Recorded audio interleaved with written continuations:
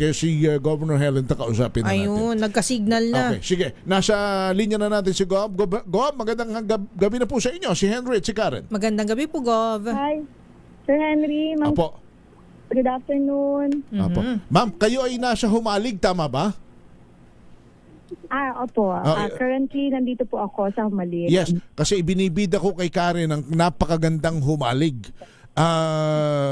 Kung kami po ba hihingi sa inyo na medyo i-describe ninyo ngayon ang Humalig, ano bang meron ngayon? Kasi ang nakikita po namin sa YouTube, sa video ay talagang yung buhangin po mapink-pink, maputi, pino, mas maganda pa nga daw sa may nagsasabi maganda pa daw sa Boracay, ma'am.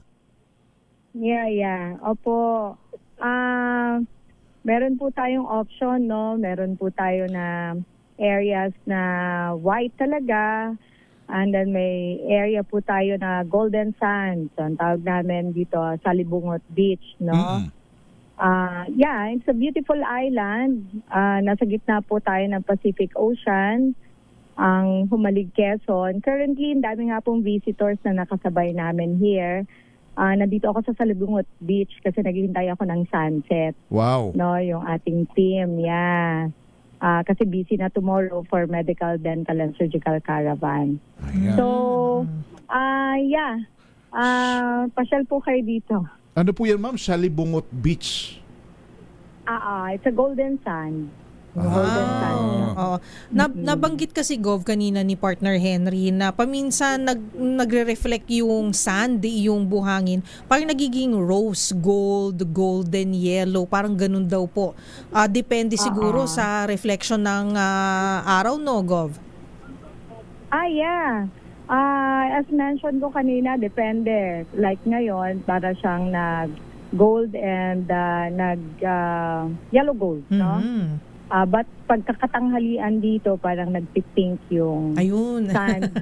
Doon sa area na white sand like Boracay, doon ganun din. So may oras na pink-like color yung sand. Oo. Ayan, may RHTV, pakiplay mo nga yung mga picture na nakita ko dyan sa Salibungot para may idea lang yung ating mga kababayan. It's very popular. Marami na po bang bisita ngayon? Ang dami. Kasabay namin na arrivals actually 500. Wow. Kanina, as per tourism office. Opo. And then kami siguro, our medical team is mga more than 200 plus. So, yon. So, peak kasi ngayon. Siyempre, pag bare months, di na pwede dahil maalon po dito. Opo. So, we only have 3 months, March, April, May, or June, may nagpupunta pa rin dito hanggang July. Oo, yan. Ma'am, paano? Basically, mga 3 to 5 months. Paano ba daw pumunta riyan? From, of course, from Manila, halimbawa? From Manila, you can take Laguna. If you're in Makati, Laguna area, Pagsanhan, ang daan po ninyo. But if you're in QC, Marikina area, you can take may tinatag po tayo na Marilake. So it's Marikina, Rizal, Laguna, Quezon road, no? So it will take 3 hours to Infanta or 2.5 to Real. So may dalawang port po tayo na option. Ang port po natin ay sa Real and then sa Infanta yon dinahikan, no? So it will take you, pag ganitong season po, mga 4 hours ang travel. Pero pag malalaki na ang alon, it will take you 5 hours to get here, no? So, yun. Tapos may mga hotel na po riyan, may mga pwede na sila. May mga na po tayo dito, may mga resort na po tayo dito na okay naman ang accommodation dito. So, may water source naman, water supply, may electricity po tayo dito. So marami na po din dito na mga maliliit lang na resort. Okay. Pero yung pag-usapan po natin, Gov, pala yung inyong medical mission, medical and dental, tama po ba? Bukas po yan.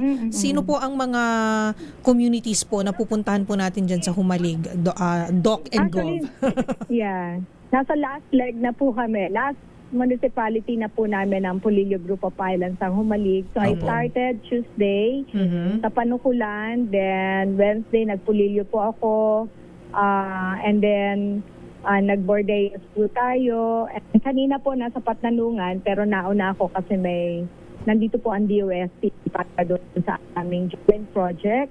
Apo. So, tomorrow ang last day po ng caravan. Ito na po yung last sumalig. And then on Sunday, yung medical team will go back to mainland kasi mga doctors nating kasama po, may Solcos, merong Rizal Medical Center, private doctors, dentists, of course sa amin, sa province, sa IPHO, QMC. So marami po kami sa 200 plus sa team. Apo. Members ng team po namin. So basically, ibinababa po ninyo ang serbisyo ng Kapitolyo dyan po sa lugar. Ano po? Yes po. So, meron po tayong ultrasound, then may reader na din po kami. Meron po tayong OB sono, yung nagtatransvaginal, nakakaya po ang mag-breast, kaya po ang mag-thyroid. And then nababasa na po, nalalaman na natin ang problema ng ating kalalawigan. Apo. Na may problema, may x-ray po tayo, may magbabasa na rin, may laboratory po tayong dala. Meron po tayong dalam na mga gamot, may dermatologist po tayo, may medicines po tayo na meron po tayong ENT, may opta po tayo, opto, no? So, yun po yung and then kasama din po natin ang mga veterinarian. So, din kami, nagbibigay ng gamot, nagba-vaccine para naman po sa mga hayop, no? And then kasama din natin agriculture office, nagbigay po kami ng inputs and consultation. Naku, laki And then pa lang. yung PSW, yung may nagpi-pay out na kami para doon sa mga cash assistance. So kasama namin ang mga social worker and Apo. treasurer's office. Ang laking mission niya. Tourism, kasama namin para sa umpukang pang-turismo, consultation with stakeholders and local government. Ito lang po Yan. ba, Gov, ang panahon na safe, nabanggit nyo kasi pagka bare months na, medyo maalon na dyan. Ito lang po yung panahon na Apo. maaari talagang mapuntahan ang mga kababayan natin dyan, no? Opo. Kasi yung problema po natin pag bare months, malaki po ang alon dito sa open sea, no? Apo. Yung Pacific Ocean po kasi from Lamon Bay, no? Yung outer Lamon Bay natin, palabas po yan ng Pacific Ocean, no?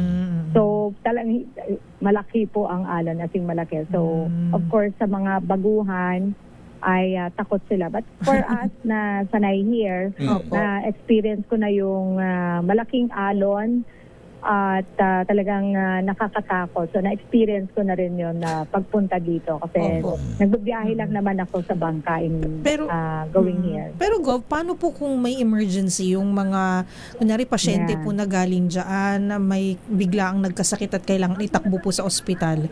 Ano po yung pwede nilang gawin? Yeah, yun yung challenge, ma'am, no? Like, nung minsan, pangit talaga yung dagat, paalis na, bumalik din yung ambulance namin, Opo. no? So, kinakapacitate na on-process kami ng capacitation ng mga rural health unit natin dito na meron din silang mga emergency intervention while waiting na makatawid. But, yeah, it's very difficult. Kami nang nagbuwis ng buhay na sana kung malapit. Kaya naglagay po ako ng ambulance dito. But the challenge nga po yung weather condition. Yes. Pag talagang hindi pwede, wala ka tayong magagawa. So yung center po natin dito, sa tulong po namin ng Provincial Health Office, ay yung capacitation, dire-diretso po kami. Kaya kanina pinakita ko po yung Tapat Nanungan. Ang laki ng yung milestones po ng rural nila. Ayan, Gov. na Apo. hello. Yeah, go ahead po. Go ahead. Sorry. Apo. So yun, kami po ay dire-diretso yung ginagawa po namin na pagtulong po dito sa kanilang center para po ma-upgrade natin ang services. May maaaring ang isang challenge po dyan, Gov, yung pagkatagbagyo sa pagka-typhoon belt po yan. Yung mga evacuation centers din, ma'am? Yes po, yung mga evacuation centers natin, lalo pag bumabagyo, ano po?